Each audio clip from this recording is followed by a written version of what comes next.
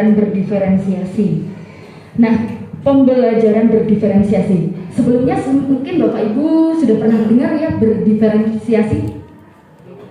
Nah, kalau yang pelajaran sosiologi selalu ingat kalau berdiferensiasi adalah adanya perbedaan.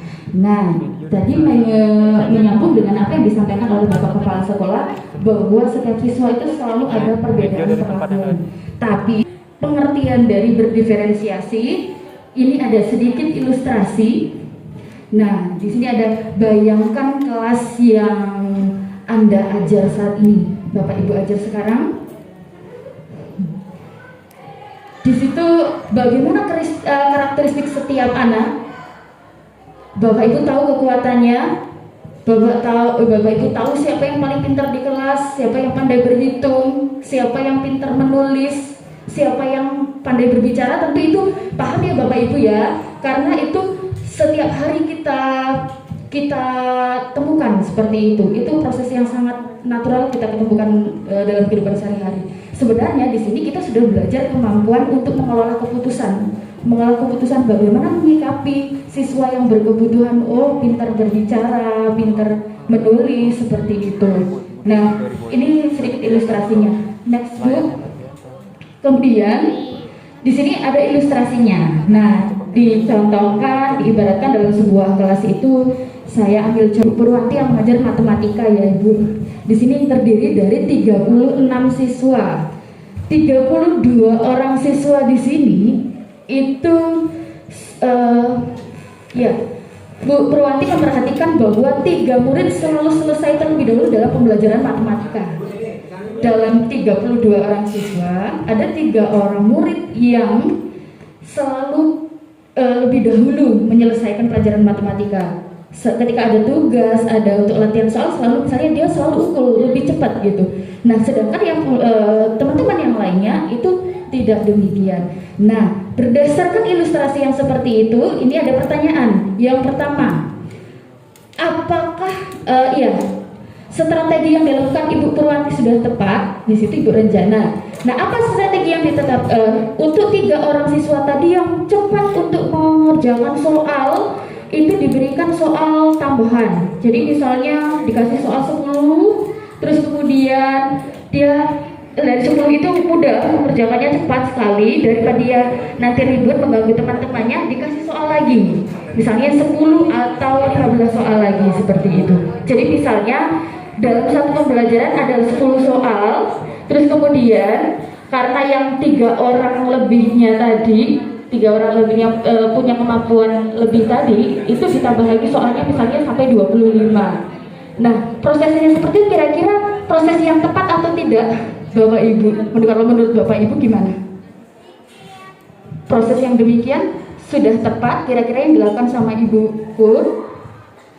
Pemberian soal berbeda tadi, yang 3 orang diberikan soal 25, yang misalnya belum menguasai tadi hanya diberikan 15 soal. Ada perbedaan, sudah tepat?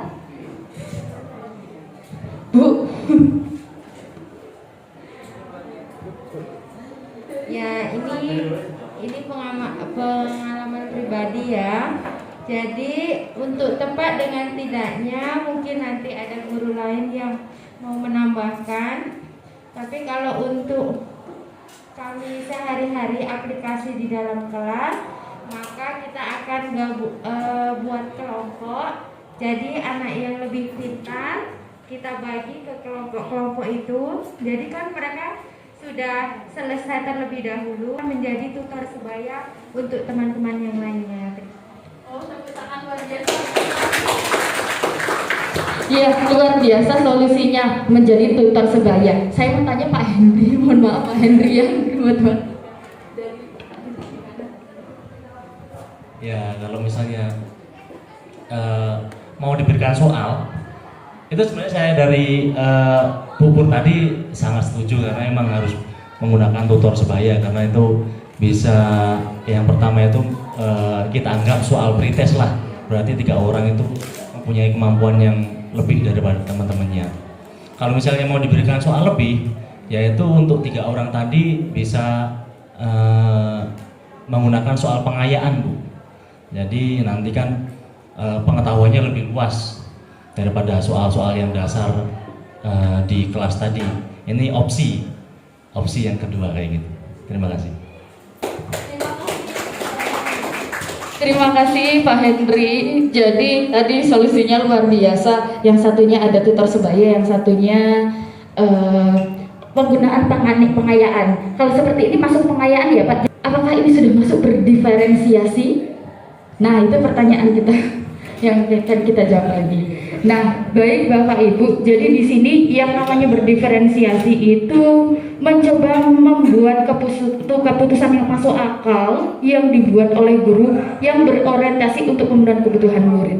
Jadi tadi ada yang mengerjakan soal sampai banyak ya dengan cepat, terus kemudian supaya dia terlatih lagi mungkin ditambah lagi soalnya seperti itu.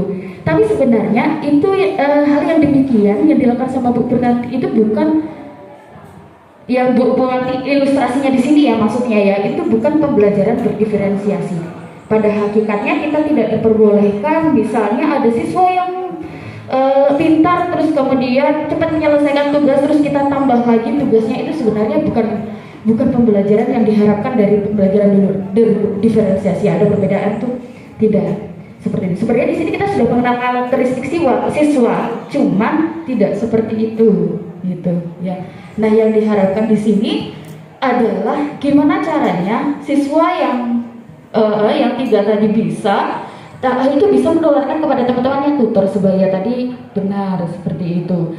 Nah, terus harapannya di sini ya.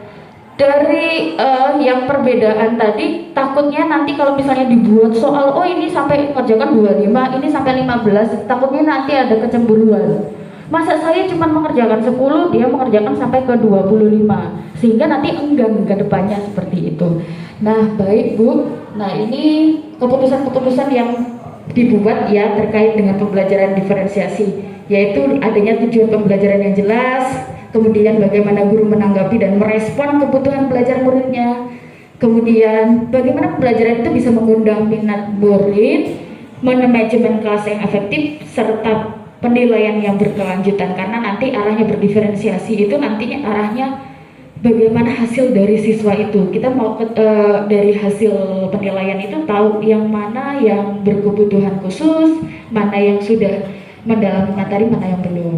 Nah, pengertian berdiferensiasi menurut para ahli Bapak Tomlinson yaitu usaha untuk menyesuaikan proses pembelajaran di kelas untuk memenuhi keberagaman kebutuhan belajar setiap murid. Nah, di sini kenapa ada keberagaman, Bu? Next. Nah, karena di sini setiap siswa itu punya kebutuhan dasar belajar yang berbeda-beda. Dibagi menjadi 3. 1, berdasarkan profil belajar siswa. Kedua, kesiapan belajar siswa. Yang ketiga, berdasarkan minat siswa. Nah, apa itu profil belajar siswa? Di sini kita sebagai guru sudah seharusnya tahu terlebih dahulu. Profil belajar siswa itu dilihat dari ini Bapak Ibu ya. Dilihat dari pertama preferensi terhadap lingkungan belajar. Nah, di sini contohnya, mungkin ada anak kita yang belajar di ruangan terlalu dingin, terus ada cahayanya yang terlalu terang, seperti itu mereka malah tidak nyaman seperti itu. Itu ada beberapa siswa yang demikian. Ada yang misalnya, Bu, saya misalnya belajar di AC ketika masuk lab seperti itu. Kalau di ruang kelas kita kan nggak ada. Saya malah kedinginan, saya nggak bisa konsen, kepala saya pusing seperti itu. Jadi maksudnya adalah kita harus mengenali kebutuhan profil belajar murid terlebih dahulu. Ada juga misalnya di dalam kelas seperti ini ada yang siswa yang yang di belakang duduknya di belakang tapi ternyata penglihatannya ke depan nggak bisa dilihat seperti. Nah, kita harus paham dengan siswa-siswa yang demikian. Mungkin ketika pelajaran kita letakkan di depan seperti itu. Jadi kita mengenal kebutuhan profil belajar murid yang awal dulu. Dan kita juga mengenal preferensi gaya belajar siswa. Yang mana siswa itu kalau dilihat dari gaya belajarnya secara umum itu dibagi menjadi 3. Ada yang suka secara visual, ada auditory, ada kinestetik. Kalau visual itu belajar dengan melihat, ya.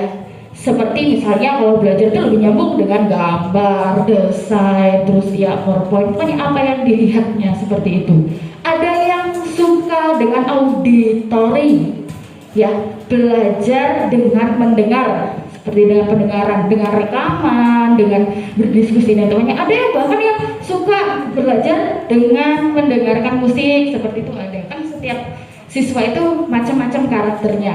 Lalu ada yang dengan kinestetik tadi, ada yang dengan bergerak, ada yang belajar seperti itu, mendengarkan musik, dengan bergerak, tapi mereka lebih bisa.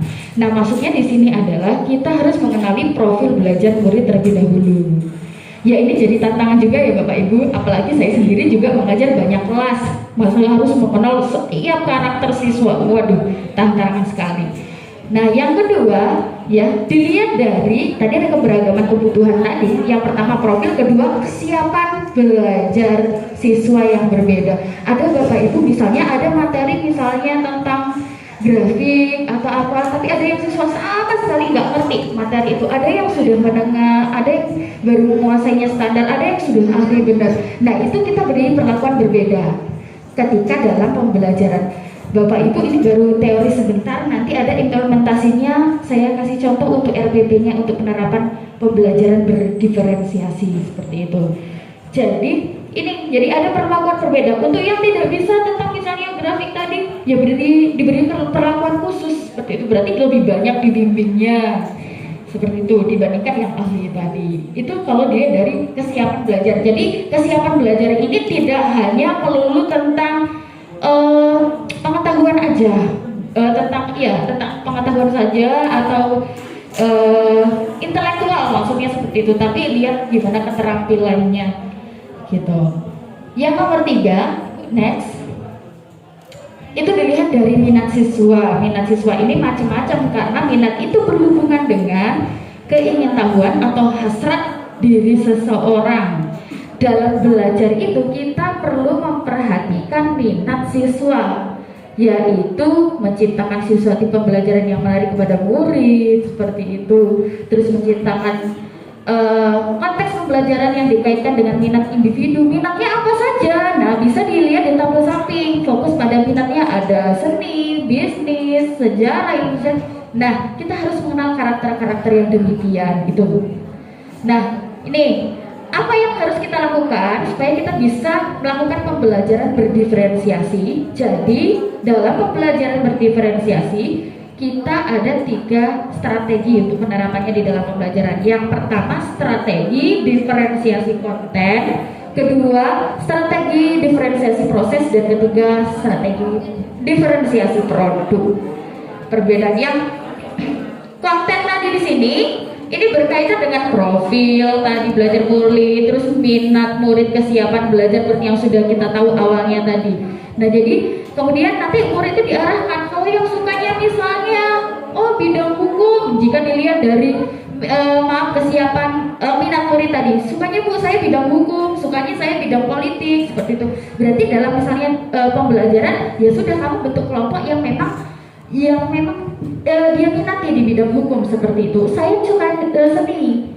Apakah bisa misalnya dalam pembelajaran yang akuntansi misalnya tentang keuangan bisa dalam bidang seni, atau bisa kita kaitkan nanti seperti itu. Terus yang kedua diferensiasi proses seperti itu. Nah, proses di sini adalah gimana kemampuan guru untuk mengelola pembelajaran itu. Yang diharapkan di sini kan kemarin dalam pengimbasan modul 1 itu sudah ada Merdeka Belajar, filosofi KHD, Ki Hajar Dewantara, pembelajaran yang berpusat pada murid seperti itu. Nah, di sini kita juga gimana sih caranya bisa mengaktifkan siswa seperti itu? Gimana caranya? Ya kita mungkin bisa bentuk dalam kelompok seperti itu. Nah, kita juga tetap mengamati yang misalnya kurang kemampuannya jadikan satu kelompok. Nah, itu diberikan perlakuan yang lebih lagi khusus seperti itu. Jadi kita melayani siswa, tapi di sini bukan berarti terus kita apa melayani siswa emangnya kita robot seperti itu. Enggak, tidak demikian juga seperti itu.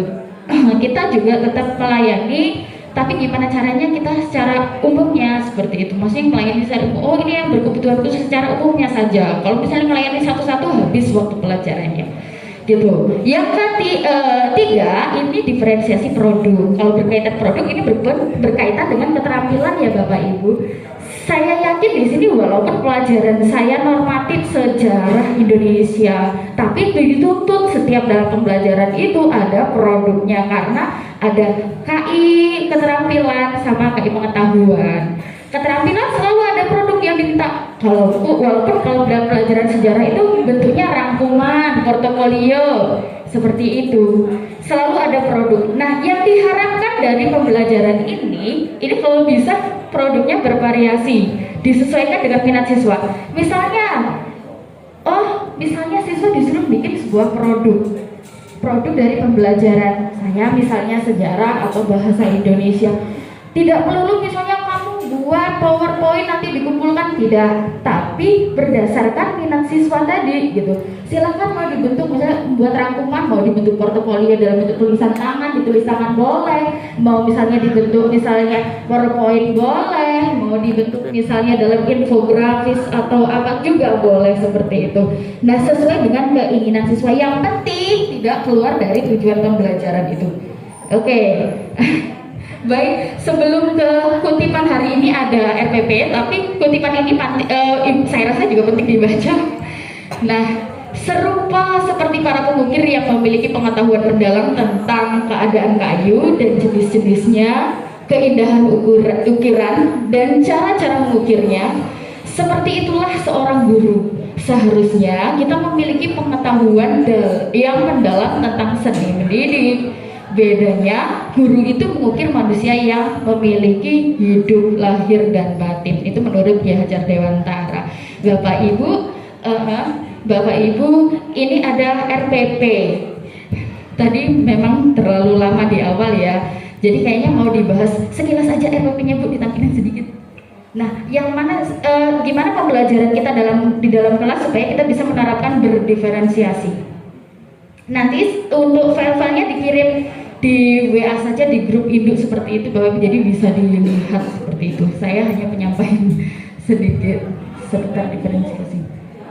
Nah, teknisnya juga kalau misalnya teori melulu mungkin kalau tidak ada penerapan bagaimana. Nah, di sini boleh Bapak Ibu kalau misalnya mau menyaksikan gimana pembelajaran berdiferensiasi, insya Allah saya dengan Bu Titi siap hari Senin untuk istilahnya apa ya, mengajar dengan penerapan berdiferensiasi. Kalau Bapak Ibu berkenan hadir dan misalnya melihat, diperbolehkan seperti itu. Oh, macet ya Bu. RPP.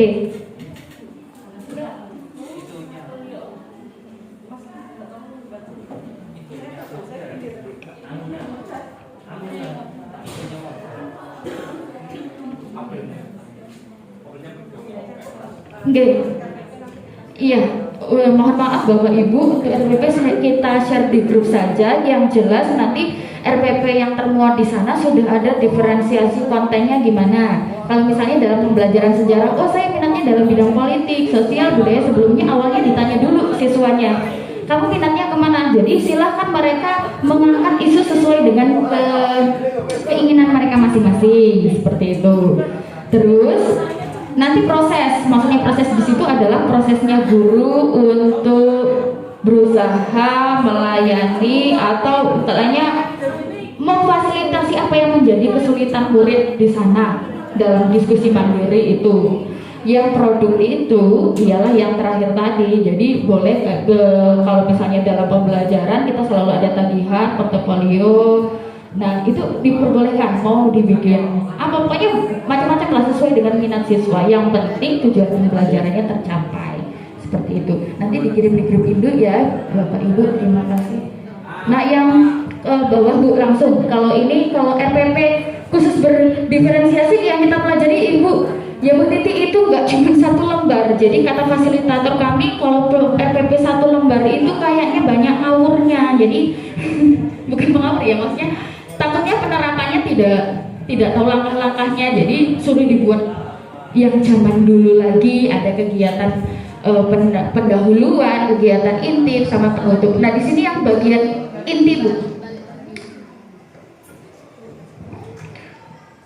yang bagian inti. Nah, ini yang pendahuluan, di situ ada diferensiasi konten.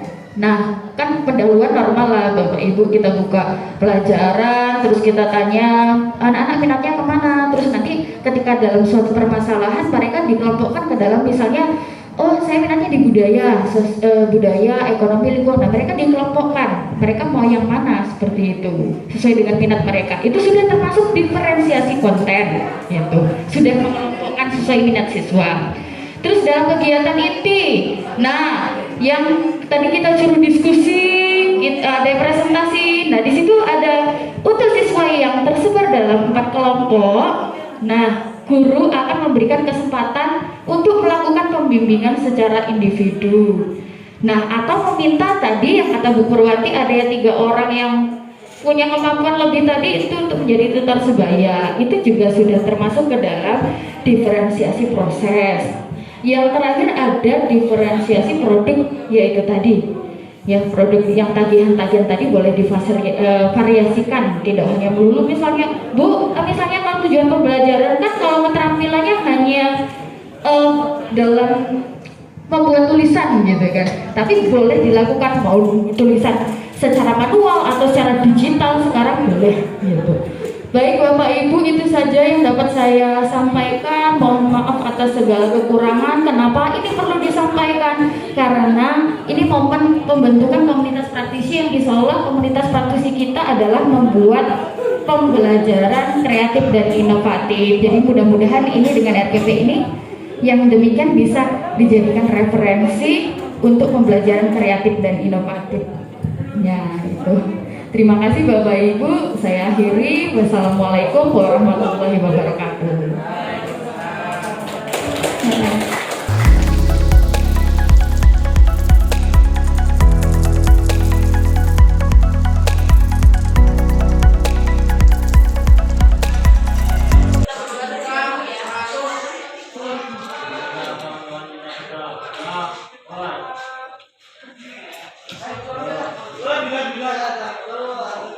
Assalamualaikum warahmatullahi wabarakatuh.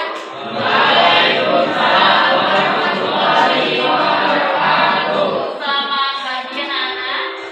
Gimana kabarnya hari ini? Baik. Hari ini siapa yang tidak hadir? Ada keterangannya? Oke, baik.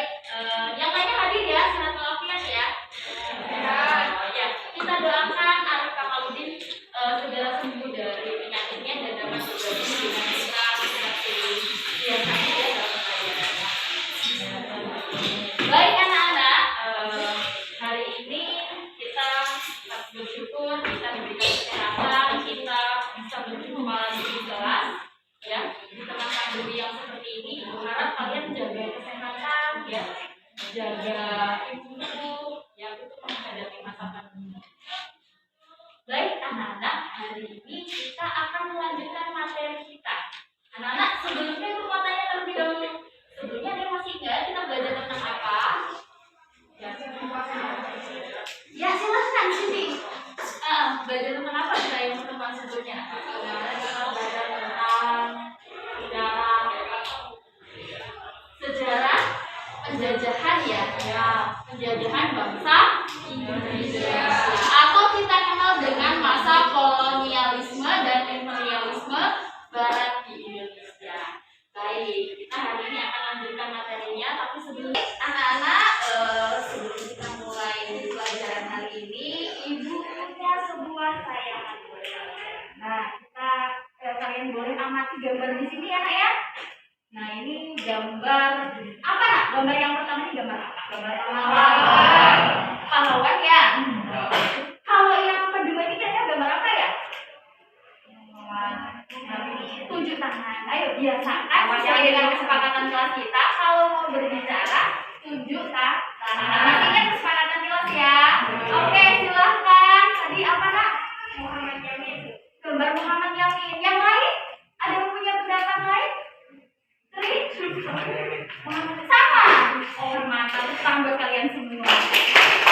Jadi ini tadi gambar pahlawan. Yang ini gambar Muhammad. Sekarang Ibu tanya apa sih kaitan antara gambar yang pertama dengan yang kedua? Nah siapa lagi. Ya, silakan.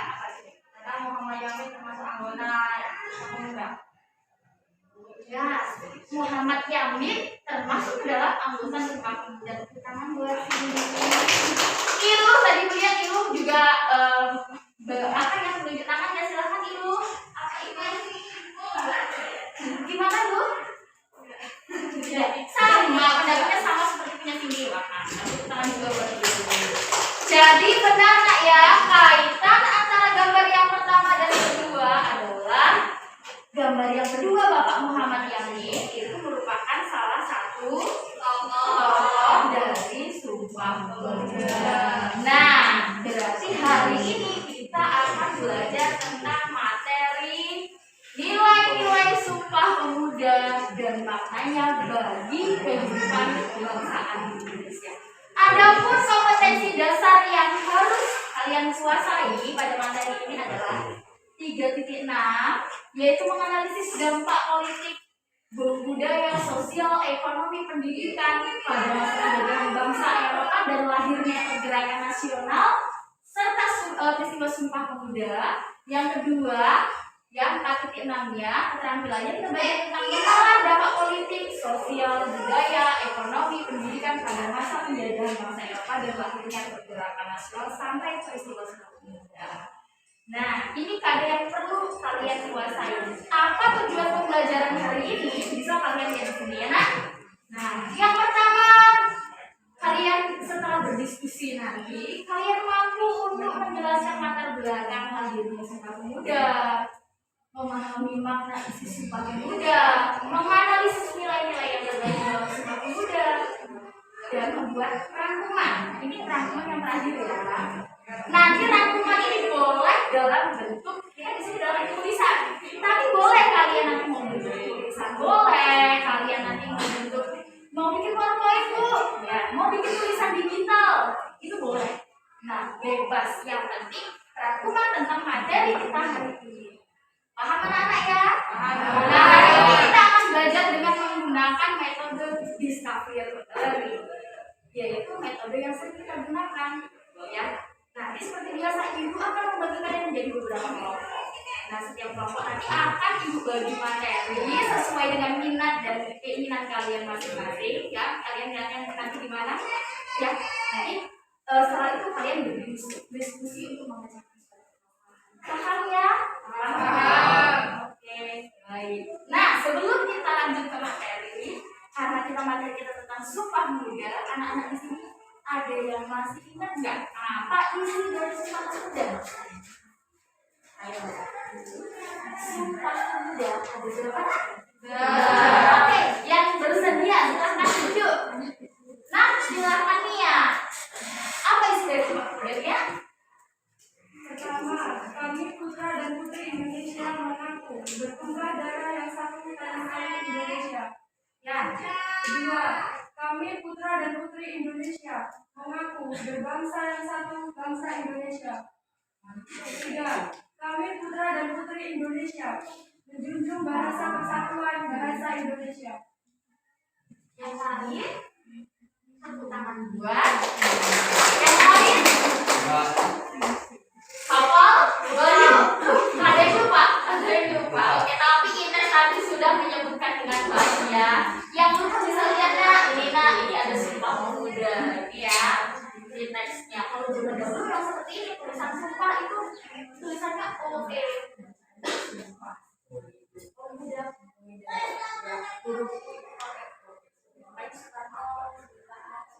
Ya, paham anak ya? Baik, pada kegiatan inti hari ini Ibu akan membagi kalian menjadi beberapa kelompok. Nah, di sini karena materi kita itu tentang Sumpah Pemuda ada 3, ya. Jadi yang pertama nanti ada yang membahas tentang latar belakang, ada yang membahas tentang makna isi Sumpah Pemuda, dan yang ketiga paling penting adalah sebenarnya penting, tapi yang ketiga adalah nilai-nilai apa sih yang terkandung dalam Sumpah Pemuda dan apa manfaat dari nilai-nilai Sumpah Pemuda itu. Jadi bahkan ada 3 kelompok. Nah, dalam pembagiannya di sini ini membebaskan kalian. Ya.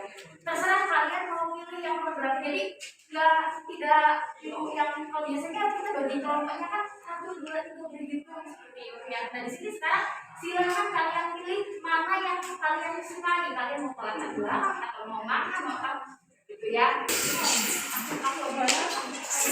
Baik, kelompok 1 sebelah sini ya. Nah kelompok 1 ingat kalian bahas tentang latar belakang Sumpah Pemuda. Kelompok 2 ini. Nah kalian bahas tentang isi Sumpah Pemuda ya. Enaknya bergabungan. Kelompok 3 bahas tentang nilai yang terkandung dalam Sumpah Pemuda. Baik, sudah selesai pembagian kelompoknya. Sekarang Ibu minta kalian gunakan buku cetak, boleh buku paket, boleh internet ya, boleh LKS untuk mengakses materi atau informasi yang kalian dapatkan. Yuk Ibu kasih waktu 25 menit dari sekarang. Baik, anak-anak, waktu diskusi kalian telah berakhir, 25 menit telah berlalu ya. Tapi Ibu sangat senang, kalian sangat antusias dalam diskusinya. Sekarang waktunya kalian mempresentasikan hasil diskusi kalian dan kelompok. Ya. Setiap kelompok nanti di tempatnya masing-masing menguraikan apa sih hasil diskusi kalian. Ya, siap ya, dari kelompok 1, kelompok tentang latar belakang Sumpah Pemuda. Yuk, yang lainnya disimak kan? Disimak. Boleh juga ada yang tidak jelas diberikan pertanyaan untuk teman-temannya boleh. Yuk, kelompok 1. Silakan mau Tri atau Cindy? Oke, dibuka. Perhatikan ya. Assalamualaikum warahmatullahi wabarakatuh. Waalaikumsalam warahmatullahi wabarakatuh. Saya dari kelompok 1 ingin mempresentasikan tentang latar belakang lahirnya Sumpah Pemuda yang akan dibacakan oleh Tri. Assalamualaikum warahmatullahi wabarakatuh. Dari kelompok 1 ingin menjelaskan latar belakang lahirnya Sumpah Pemuda. Awal mula Indonesia dijajah oleh beberapa negara seperti Belanda yang melakukan sistem tahan paksa, kerja paksa, dan melakukan politik etis. Politik etis dilakukan oleh pemerintah kolonial penjajah melalui usulan Perhimpunan Pelajar-Pelajar Indonesia atau PPI.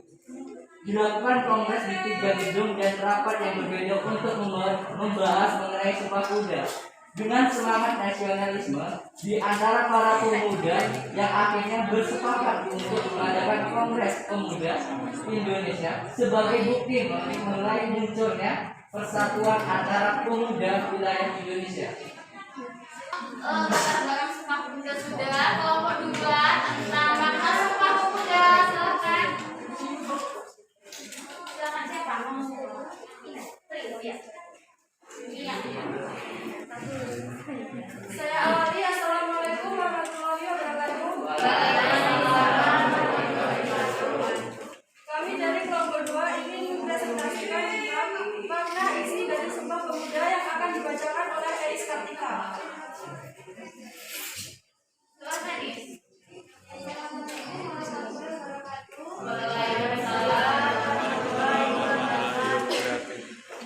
Saya dari kelompok 2 akan mempresentasikan makna isi dari kami putra dan putri Indonesia mengaku bersama dengan yang satu tanah Indonesia. Kami putra dan putri Indonesia. Kami putra dan putri Indonesia menyatu bersama-sama dengan Indonesia. Dari ketiga poin isi Sumpah Pemuda itu ada makna yang terkandung di dalamnya. Poin pertama menunjukkan bahwa mengaku bersumpah dengan satu tanah Indonesia. Maksud kalimat tersebut adalah para pemuda dan pemudi Indonesia memperjuangkan sampai hari negara kemerdekaan. Poin kedua, Perhatikan ya, Nak.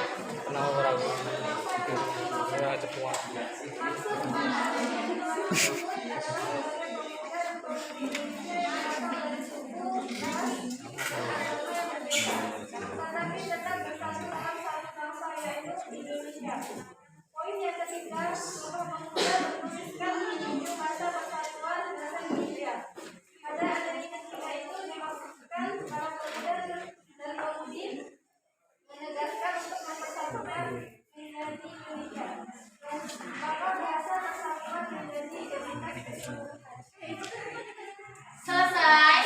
Jadi tadi sudah disebutkan 3 poin pentingnya ya. Diakhiri nah. Diakhiri sebentar ya. Di dalam penjelasan materi kita tentang makna isi Sumpah Pemuda, ada yang bertanya? Silakan dari kelompok 1 sini ya, mewakili ya. Ini materi tentang isi Sumpah Pemuda ya. Ya, Mbak. Iya makna. Saya mau bertanya, sebutkan nilai-nilai umur yang terdapat dalam semangat Sumpah Pemuda.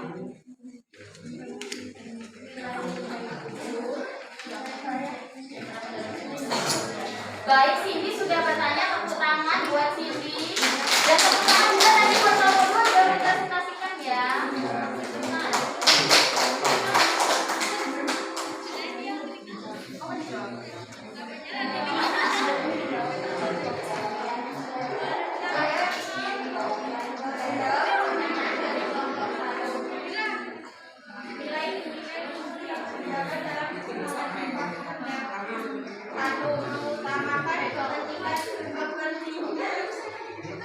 Tadi atas atau golongan 2 yang menunjuk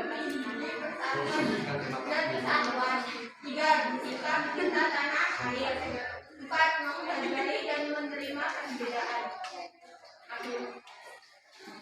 Sudah? Terima kasih kelompok 2 sudah jawab. Satu lagi ada kelompok yang belum presentasi ya, kelompok 3. Sudah siap ya kelompok 3 ya? Assalamualaikum warahmatullahi wabarakatuh. Kami dari kelompok 3 ingin mempresentasikan semangat nilai yang terkandung dalam Sumpah Pemuda yang akan dibacakan oleh Sakti Anggreni. Assalamualaikum warahmatullahi wabarakatuh. Nilai-nilai yang terkandung dalam Sumpah Pemuda. Yang pertama, nilai cinta bangsa dan tanah air. Yang dimaksud nilai cinta bangsa dan tanah air yaitu bangga menggunakan produk dalam negeri, mengikuti upacara bendera. Yang kedua, nilai sikap rela berkorban. Yang ketiga, nilai persatuan. Yang dimaksud dengan nilai persatuan dalam lingkungan keluarga ya, menghormati anggota keluarga, bekerja sama membersihkan lingkungan. Yang keempat, nilai menerima dan menghargai perbedaan. Yang kelima, nilai mengutamakan kepentingan bangsa. Yang keenam, nilai semangat persaudaraan.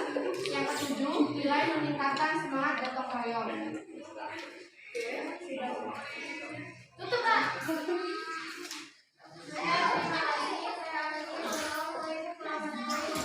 Waalaikumsalam warahmatullahi wabarakatuh. Sampai dulu Bang Loko ini tadi ada yang mau bertanya tidak?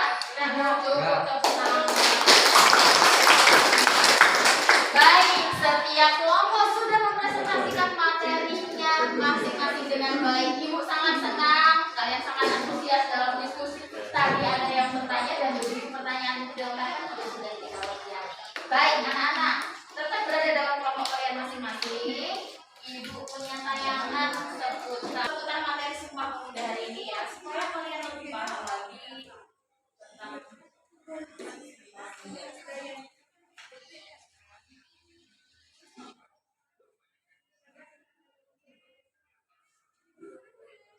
Nah, materi kalian tadi tentang Sumpah Pemuda ini ada ringkasannya, melatar belakang Sumpah Pemuda tadi. Kemudian ada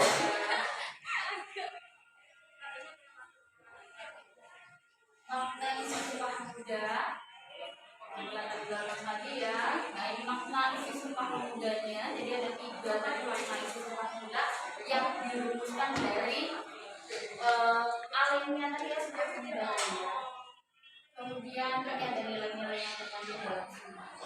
Tadi yang dibicarakan kelompok 3 sama sekali ya, nilai cinta bangsa dan tanah air, rela berkorban, persatuan, menerima menghargai perbedaan, sampai meningkatkan semangat bersama. Nah, nilai-nilai ini masih relevan nggak? Nah, kita terapkan dalam kehidupan sehari-hari. Masih relevan? Masih ya. Jadi dengan harapan tadi, walaupun ada begitu Sumpah Pemuda sudah lama sekali, tapi tetap kita ya nilai-nilai kita kehidupan sehari-hari kita terapkan dalam kehidupan bermasyarakat. Ya, baik. Teknis, mohon maaf. Kira-kira ada yang mau ditanyakan tentang pelajaran kita hari ini? Cukup bisa dipahami oleh kita ya. Nah, untuk itu pelajaran kita hari ini berakhir. Ibu untuk mengukur sejauh mana kalian memahami materi kita hari ini, Ibu punya 5 soal tentang materi kita hari ini. Ini silakan kerjakan dulu tanpa lagi. Soalnya tidak usah ditulis, ditulis jawabannya saja. Waktunya 10 menit dari sekarang.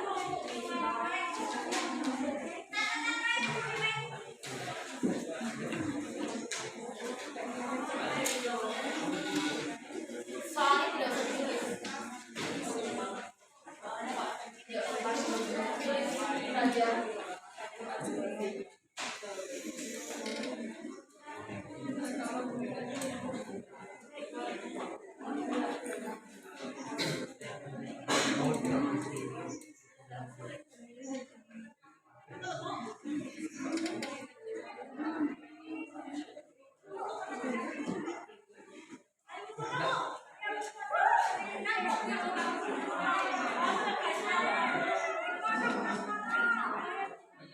Sudah ya nak ya. Nah, karena ini ada permasalahan dalam penggunaan YouTube-nya, jadi nanti ini link YouTube-nya Ibu pastikan untuk kirimkan dalam pembelajaran di daring ya, pembelajaran daring. Tapi nanti setelah ini juga nanti Ibu kirimkan. Kemudian jangan lupa kebesaran terakhir kalian adalah kalian membuat sebuah tulisan yang tentang materi Sumpah Pemuda, adalah tentang latar belakang tadi, tentang makna isi Sumpah Pemuda dan tentang nilai-nilai yang terkandung dalam Sumpah Pemuda. Kalian buat nanti boleh dalam tertulis, kalau kalian yang suka menulis boleh ditulis dalam buku tulisan kalian, ya catatan kalian buku pelatihan kalian. Kalau yang misalnya Bu saya lebih suka tulisnya di HP yang menggunakan desain Canva misalnya, boleh kalian tulis itu dalam HP kalian, nanti kirim hasil desain Canva kalian ke Ibu. Atau kalian yang suka materi misalnya kayak PowerPoint mendalami itu, mau bikin YouTube pun seperti itu tentang materi pembelajaran dari itu. Yang penting isinya tentang rangkuman pembelajaran Sumpah Pemuda kirimkan dulu. Nah, diharapkan minggu depan sudah mengumpulkan semua tugasnya dengan baik ya. Ada yang mau ditanya seputar materi kita hari ini? Sudah cukup. Nah, Ibu sangat apresiasi semangat kalian dan antusias kalian untuk pembelajaran hari ini. Silahkan kita bersyukur dan bersyukurnya kita keluarkan dengan alhamdulillah dan tepuk tangan buat kalian semua yang belajar. Oke, untuk pertemuan selanjutnya kita belajar tentang peristiwa proklamasi kemerdekaan Indonesia, ada di buku kalian halaman 300. Silahkan di rumah dipelajari lagi lebih lanjut. Nah, itu saja ya nak ya pembelajaran kita hari ini. Nah, Ibu akhiri. Wabillahi taufiq wal hidayah. Wassalamualaikum warahmatullahi wabarakatuh. Waalaikumsalam warahmatullahi wabarakatuh. Iya. Silakan. Nah, ini boleh dipasang di pelajaran ditulis atau Assalamualaikum warahmatullahi wabarakatuh. Perkenalkan, nama saya Sarah Noviana dari kelas 10 Multimedia 2. Ingin menyampaikan pendapat tentang cara mengajar Bu Dewi Handayani selaku pengampu guru mata pelajaran sejarah Indonesia di kelas kami. Metode belajar yang beliau terapkan cukup menyenangkan, tidak selalu berfokus pada buku dan suasana kelas yang monoton. Ketika mengajar, beliau juga menerapkan metode yang bervariasi dan sesuai dengan kemampuan kami. Karena inilah kami lebih mudah untuk menyerap materi yang beliau sampaikan. Sekian pendapat dari saya akhiri. Wassalamualaikum warahmatullahi wabarakatuh.